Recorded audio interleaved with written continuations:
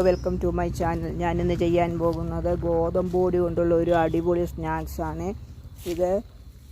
ഇതിനകത്ത് ഞാൻ വെളുത്തുള്ളി, ഒരു കഷ്ണം ഇഞ്ചി, പച്ചമുളക്, സവോള, 2 കഷ്ണം പച്ചമുളകും ഒരു ചെറിയ ഇടത്തരം സവോളയാണ് എടുക്കുന്നത്.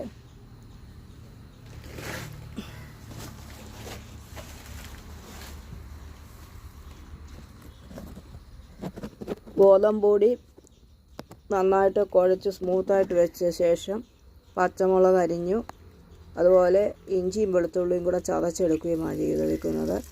സവോളയും പച്ചമുളകും അരിഞ്ഞെടുക്കും.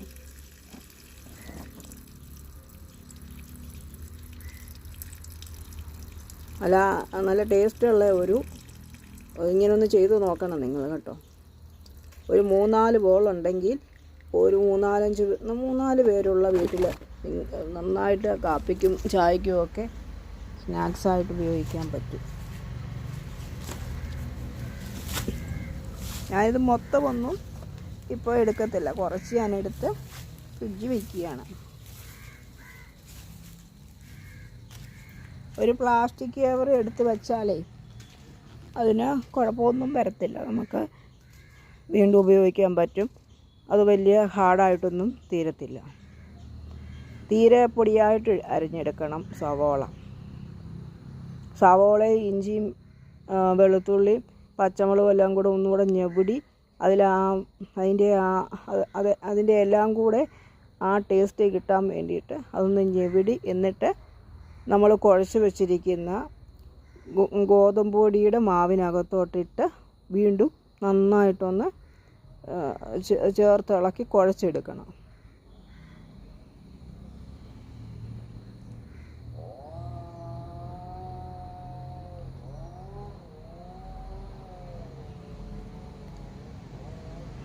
നിങ്ങളെല്ലാവരും ഒന്ന് ലൈക്ക് ചെയ്യുകയും ഷെയർ ചെയ്യുകയും സപ്പോർട്ട് ചെയ്യുകയും ഒക്കെ വേണേ.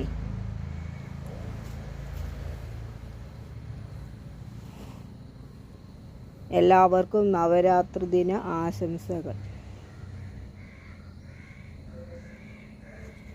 ഞാൻ വെജിറ്റബിൾസ് ചേർത്ത് കുഴച്ച് വെച്ചിരിക്കുകയാണ്. ഇനി അതിൽ നിന്ന് ബോളുകൾ, ഓരോ നെല്ലിക്ക വലിപ്പത്തിലുള്ള ബോളുകളാക്കി എടുക്കണം.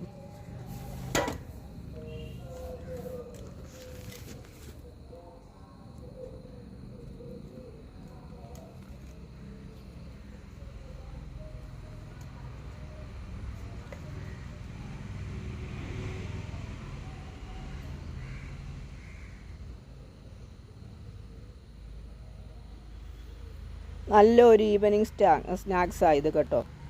നിങ്ങളൊന്ന് പരീക്ഷിച്ച് നോക്കിക്കേ. ഇതിനകത്ത് ഞാൻ മുട്ടയോ സോഡാപ്പൊടിയോ ഒന്നും ചേർത്തിട്ടില്ല.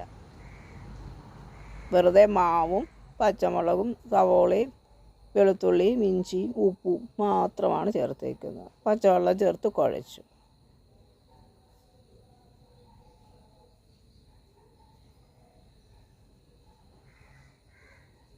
കണ്ടോ, ഇതുപോലെ ഉരുട്ടിയെടുക്കണം.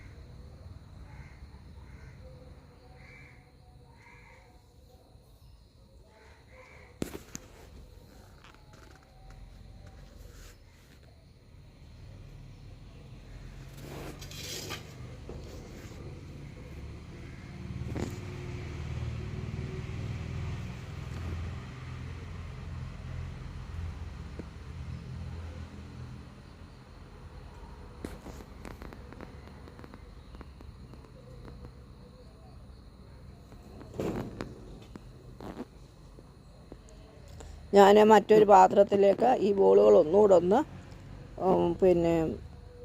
ഉരുട്ടി മാറ്റി വയ്ക്കുകയാണ്.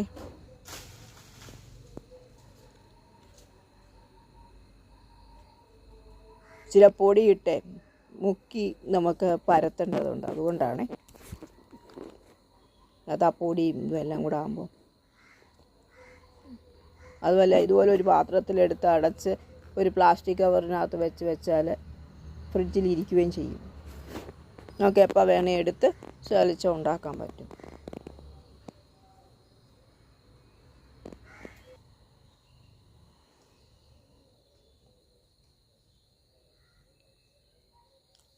ഒന്ന് പരത്തി കാണിക്കാം.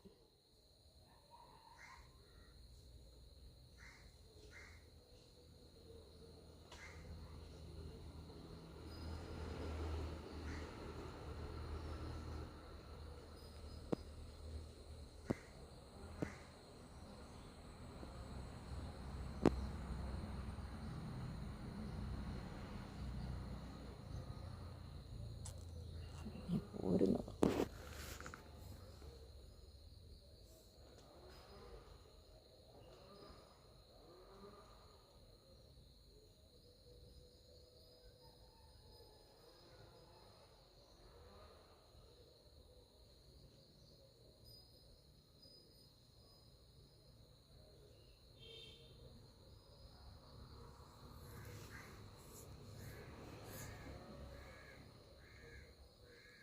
ഇതുപോലെ പരത്തി എടുക്കണം.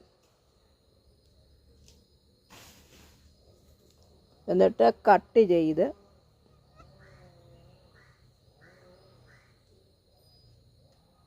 അതിൻ്റെ വക്കൊരു ശകലം അതിനെ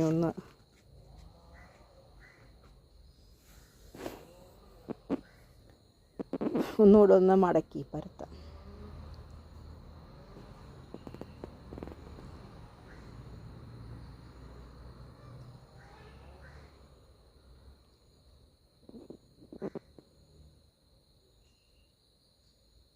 ഞാൻ ഇതുപോലെ കട്ട് ചെയ്യണം. ഉണ്ട് ഒരു സ്പൂണിൻ്റെ മൂർച്ചയുള്ള ഭാഗം കൊണ്ടോ അല്ലെങ്കിൽ ഒരു കത്തി കൊണ്ടോ എന്തെങ്കിലും കൊണ്ട് ഇതുപോലെ കട്ട് ചെയ്തെടുക്കുക. ഇതിനി എണ്ണ അങ്ങോട്ട് തിളച്ച് അതിനകത്തോട്ട് ഇട്ടാൽ പെട്ടെന്ന് തന്നെ മൂപ്പിച്ചെടുക്കാൻ പറ്റും. നല്ല അടിപൊളി ഒരു സ്നാക്സാണ്. നിങ്ങളെല്ലാം ഒന്ന് ഉണ്ടാക്കി നോക്കൂ. എന്നിട്ട് നിങ്ങളുടെ അഭിപ്രായങ്ങൾ രേഖപ്പെടുത്തി അതുപോലെ ലൈക്ക് ചെയ്യണം, ഷെയർ ചെയ്യണം, സബ്സ്ക്രൈബ് ചെയ്യണം.